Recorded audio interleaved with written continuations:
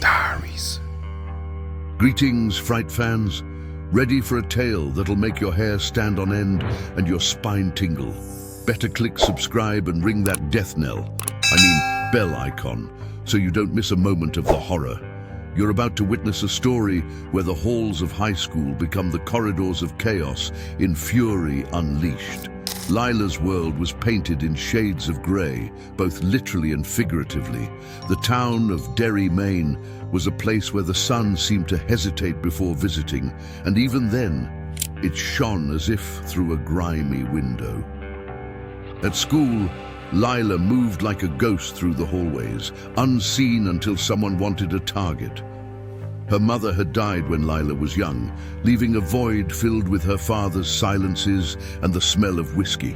The students at school, predators of vulnerability, circled Lila like sharks. But Lila, retreating into her books and her mind, built walls that were fortified each day after another volley of taunts and pranks. One October afternoon, when the leaves had turned to blood and gold, the bullying took a turn. They cornered her in the gym, the jocks and the cheerleaders, with their laughter echoing like a chorus of crows.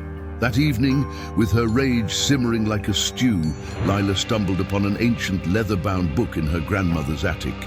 The script inside spoke of harnessing the storm within. A vase exploded like a star going nova on the same page, where it spoke of channeling fury into energy. The reality of her power sent a chill down her spine, a whisper of the supernatural that was too compelling to ignore. Lila's nights became a secret garden of floating objects and flickering lights, a place where she tasted godhood. She learned the language of moving without touching, the ballet of objects dancing to the tune of her will. Prom night loomed like a final boss in a game, and Lila prepared. The day before, a thunderstorm brooded over Derry, as if the town itself sensed the brewing tempest in Lila's soul. She went to prom, dressed in black, a stark contrast to the pastels around her. The prank was cruel, the bucket of pig's blood a crown of shame. But as the blood dripped down her face, the lights flickered, a warning siren.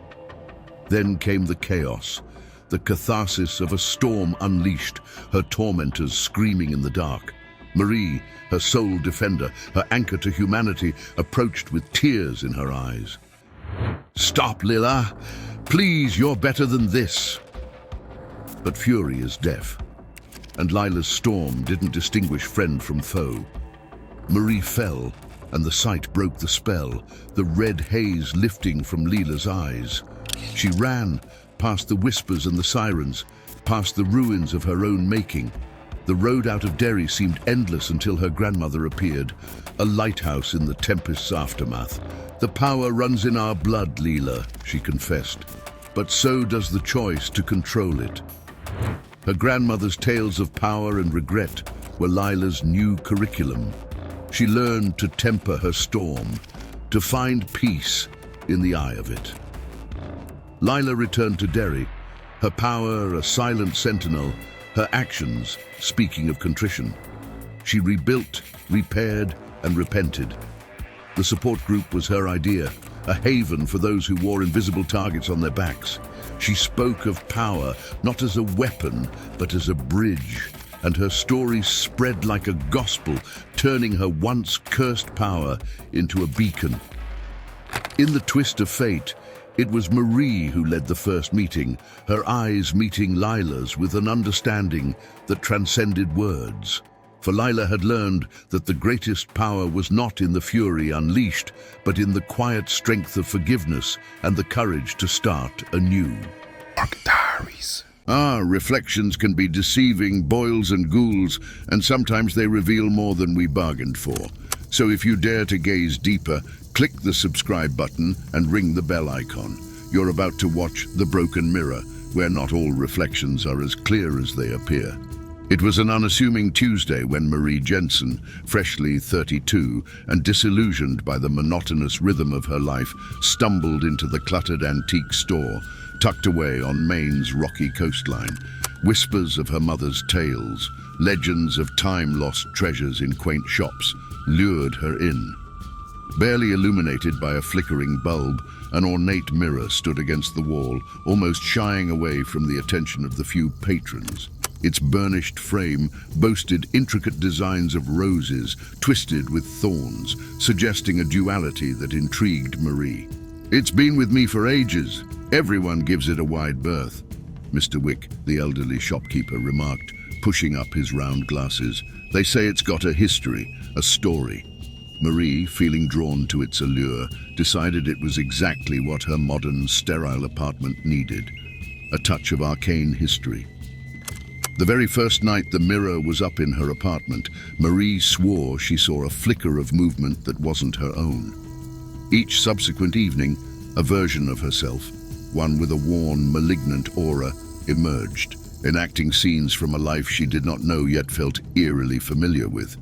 The twisted version of her life was a macabre tableau of arguments with faces she knew, heartbreaks, and sinister rendezvous in moonlit graveyards. Soon, Marie's life became a duality of its own.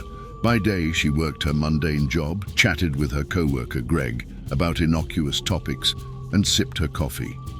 By night, she was a silent observer to the horror film of her alternate existence.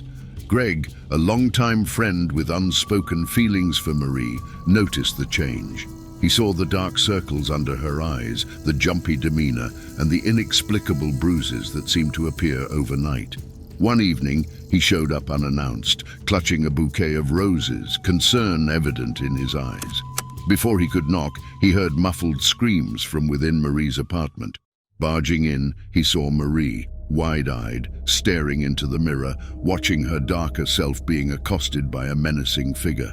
Feeling an uncontrollable surge of anger, Greg hurled the vase of roses at the mirror. As the vase shattered, the room was plunged into an inky blackness. When light returned, Marie was gone, replaced by her sinister doppelganger smirking back. Panicking, Greg tried to communicate with this twisted version of Marie.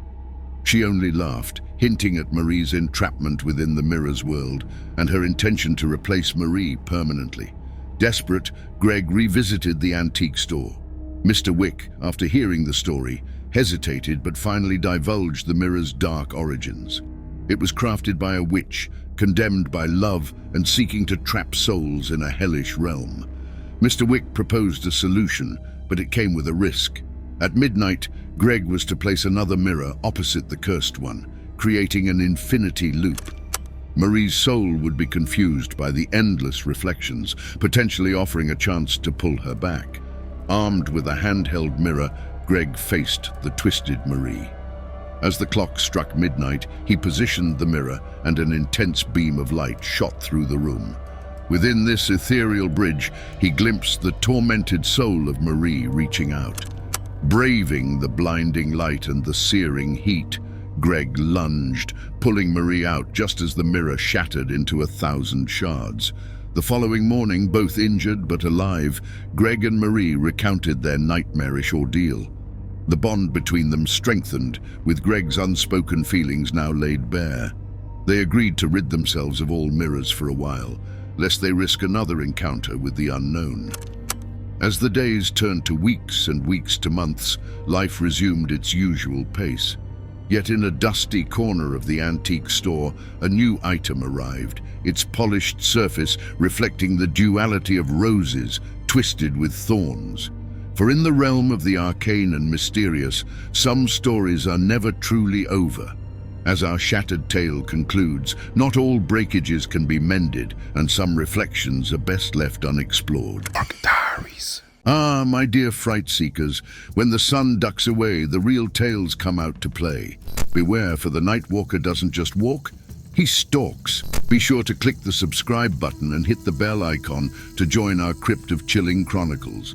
Now, prepare for a journey into the heart of Meadowbrook with The Night Walker. In the dying light of day, Meadowbrook presented itself like any other quaint, forgotten town, seemingly drenched in tranquility. But as nightfall swept through the cobbled streets, an unsettling chill whispered tales of unspoken horrors. The once serene town had become a breeding ground for shadows and secrets as a series of gruesome murders stained its history. Sarah Thompson, a young journalist with a knack for chasing shadows, found herself drawn to the heart of this darkness. She had come to Meadowbrook seeking solace, a refuge from the relentless pace of city life. Yet the intrigue of the unsolved mysteries proved too potent to ignore. The victims, all tainted by a shared past, were found with their lives brutally extinguished, their bodies bearing the signature of a sinister predator. The town, once a haven, was now ensnared in a web of fear. Whispers of the Night Walker, a mysterious stranger, echoed through the haunted streets, his presence an omen of death. Sarah, her journalist instincts ablaze, delved deeper into the abyss. She unearthed tales of a decades-old crime, a sin the town had buried in its heart. The victims, guardians of this dark secret, had paid the price for their silence. Amidst the shadows, she encountered Alex, the enigmatic stranger, branded as the Night Walker. His eyes, pools of untold stories, held the weight of vengeance, yet his hands were not stained by the blood of the victims. He was a spectre, a herald of retribution, seeking to unearth the sins of the past. Sarah, her senses tingling with uncertainty, pressed on. She unraveled the threads of deception, exposing the festering wound beneath Meadowbrook's facade. The real predator was not the Night Walker, but one of their own, cloaked in a veil of respectability. Mayor Jonathan Richards, the town's revered leader, was the architect of the hidden nightmare. He had orchestrated the old crime, silencing those in his way, his hands drenched in the blood of the innocent. The Night Walker, a ghost from the past, had returned to cast light on the shadows, his vengeance a bitter reminder of the sins that lay hidden. The revelation shook the town to its core, as Sarah's words echoed through the haunted streets, tearing down the facade of tranquility. Meadowbrook was forced to confront its demons, the shadows of the past finally brought into the light. Sarah, her journey into the heart of darkness complete, chose to leave Meadowbrook behind, her soul heavy with the burden of truth. She had unveiled the hidden horrors, brought justice to the victims, but the scars of the past lingered. The Night Walker, his purpose fulfilled, disappeared into the shadows, leaving behind a town forever changed. Meadowbrook, once a haven of deceit, had been cleansed by the fires of truth. As the final chapter closed, Sarah realized that some stories, no matter how dark, demanded to be told. She had faced the Night Walker, unveiled the hidden horrors, and in doing so, found a semblance of peace in the shadows. Fiends and ghouls, wasn't that a story to die for? Even in the shadows of despair, the truth can be a scream, illuminating the darkest of secrets. Share your shivering thoughts in the comments below and tell us, what would you do if the Night Walker crossed your path? Fright fans, click next for more chills and hit subscribe to join our ghastly gang. You see, who dares to miss out, so watch our next video.